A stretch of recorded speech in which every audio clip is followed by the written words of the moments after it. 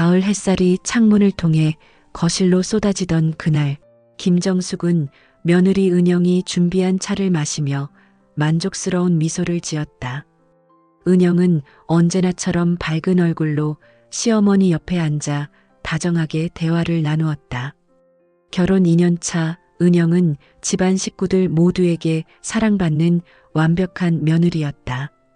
어머니, 오늘 민준 오빠가 좋아하는 갈비찜 해드릴게요.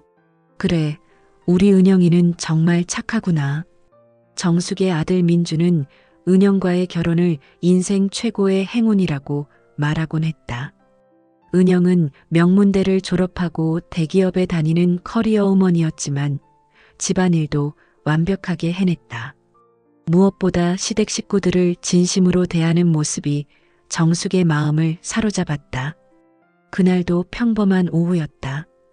은영이 회사에 나가고 민준도 출근한 사이 정숙은 며느리가 부탁한 서류를 찾기 위해 은영의 방을 들어갔다. 무심코 꺼내본 그 서류에서 정숙은 숨이 멎는 듯한 충격을 받았다. 희미하게 보이는 글씨, 혼인관계 증명서라는 제목 아래 이혼이라는 단어가 선명하게 새겨져 있었다. 정숙의 손이 떨렸다.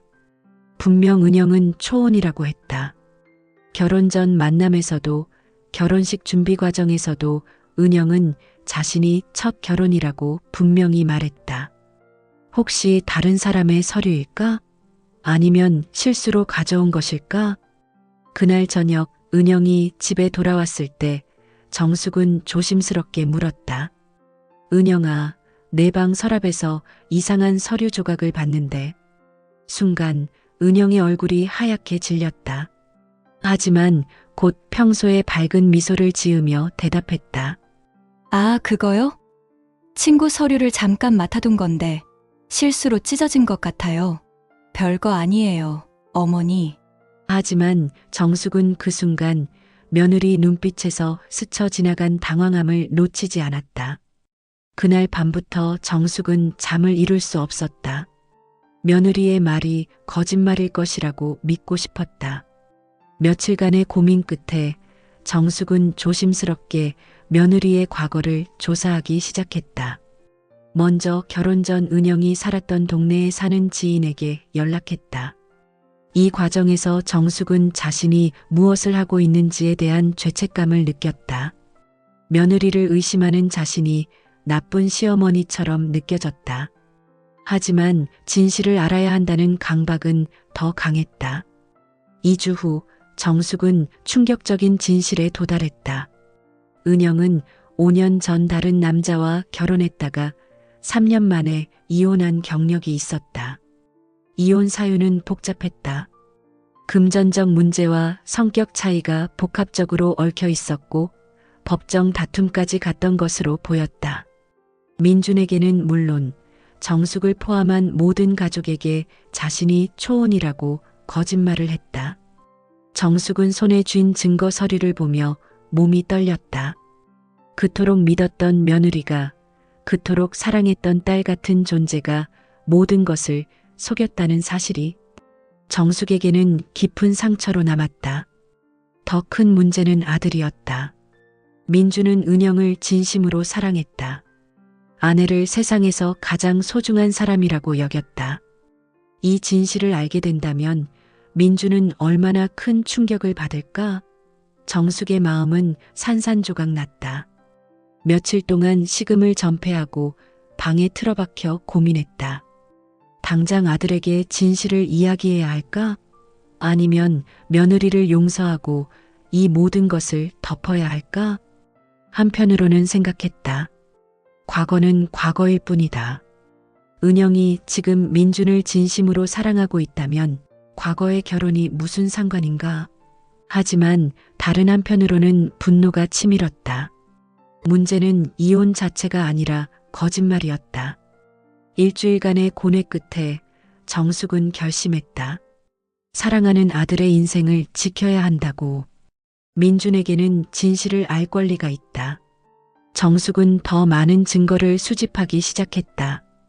혼인관계 증명서, 이혼 판결문 사본, 은영의 전 남편에 대한 정보까지 모든 것을 꼼꼼하게 준비했다. 그날은 토요일 오후였다. 정숙은 민준과 은영을 거실로 불렀다. 심장이 미친 듯이 뛰었지만 정숙은 침착함을 유지하려 애썼다. 은영아, 민준아, 너희에게 할 이야기가 있다. 두 사람은 웃으며 소파에 앉았다. 은영아, 내가 민준이에게 초혼이라고 이야기했던 모든 것은 거짓말이었구나. 순간 거실의 공기가 얼어붙었다. 은영의 얼굴이 창백해졌다. 민준은 어리둥절한 표정으로 어머니와 아내를 번갈아 보았다. 어머니, 무슨 말씀을? 이걸 봐라. 정숙은 준비한 서류를 테이블 위에 펼쳤다. 혼인관계 증명서, 그리고 이혼 사실을 증명하는 문서들. 은영의 이름과 전 남편의 이름이 선명하게 적혀 있었다. 은영은 처음에는 눈물을 흘리며 변명했다. 어머니, 저는 남편에게 나중에 이야기하려고 했어요. 처음부터 숨기려던 게 아니에요. 그냥 타이밍을 찾지 못했을 뿐이에요. 나중에 결혼한 지 2년이 넘었는데 민준이 떨리는 목소리로 물었다. 은영아, 이게 정말이야? 내가 은영은 울면서 고개를 끄덕였다. 하지만 여전히 자신이 피해자인 것처럼 행동했다. 정말 미안해요. 하지만 그 결혼은 실수였어요. 젊은 나이에 잘못된 선택을 한 거예요. 당신을 만나고 나서야 진정한 사랑이 뭔지 알았어요. 정숙은 마지막 증거를 꺼냈다. 그럼 이건 뭐냐? 내 전 남편 이강민 씨와의 재산 분할 소송 기록. 이혼 과정에서 너희가 얼마나 치열하게 싸웠는지 다 나와 있다. 서류를 본 순간 은영의 얼굴이 변했다. 눈물로 호소하던 표정은 사라지고 차가운 경계심이 그 자리를 채웠다. 은영은 입술을 깨물며 정숙을 노려보았다. 그리고 이것은 시작에 불과했다. 정숙은 며느리가 진심으로 반성하고 민준에게 솔직하게 모든 것을 이야기할 것이라고 기대했다. 하지만 은영의 반응은 정숙의 예상을 완전히 벗어났다. 무릎 꿇고 빌던 며느리의 모습은 온데간데 없었다. 궁지에 몰린 은영은 오히려 공격적으로 돌변했다.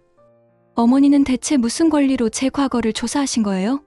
은영의 목소리가 날카로워졌다. 제 사생활을 침해하고 몰래 조사하고 이게 정상인가요? 뭐라고? 정숙은 황당함에 말문이 막혔다. 너는 지금 내가 한 거짓말은 생각하지 않고 거짓말이 아니에요. 단지 말하지 않았을 뿐이에요. 제 과거를 일일이 보고해야 하나요? 저는 민준 오빠를 진심으로 사랑해요. 과거의 실수를 밝혀서 오빠가 상처받을까봐 숨긴 거예요. 이게 잘못인가요? 오빠, 나는 정말 당신을 사랑해요. 지금 우리가 함께 만들어가는 미래가 더 중요하지 않아요?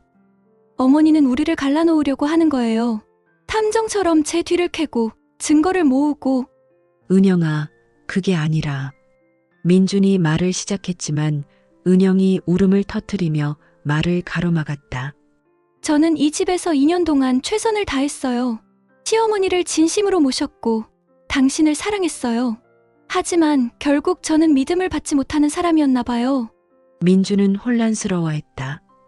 아내의 거짓말은 분명 잘못이었지만 어머니가 몰래 조사한 것도 석연치 않았다. 어머니, 어떻게 이렇게까지 하실 수 있어요? 저를 믿지 못하신 거예요? 제가 스스로 판단할 수 있는 사람이 아니라고 생각하신 거예요? 아들마저 자신을 오해하고 있었다. 집안의 분위기는 최악으로 치달았다. 어머니의 말도 일리가 있었지만 아내를 포기할 수도 없었다. 그렇게 일주일이 지난 어느 날 저녁, 세 사람이 거실에서 다시 한번 대치하고 있을 때였다. 초인종이 울렸다. 누구지? 민준이 문을 열자 낯선 남자가 서 있었다. 40대 초반으로 보이는 그 남자는 침착하면서도 단호한 표정을 짓고 있었다. 누구세요? 저는 이강민이라고 합니다. 은영 씨, 전 남편입니다. 순간 거실의 모든 사람이 얼어붙었다. 은영의 얼굴이 새하얗게 질렸다. 강민은 은영을 향해 말했다. 왜 당신은 여전히 모든 것을 나에게 뒤집어 씌우고 거짓말을 하는 겁니까? 오랫동안 참아온 분노가 폭발하는 것 같았다. 당신이 이혼 후에도 계속 나한테 돈을 요구했다는 걸 이 사람들은 알까요?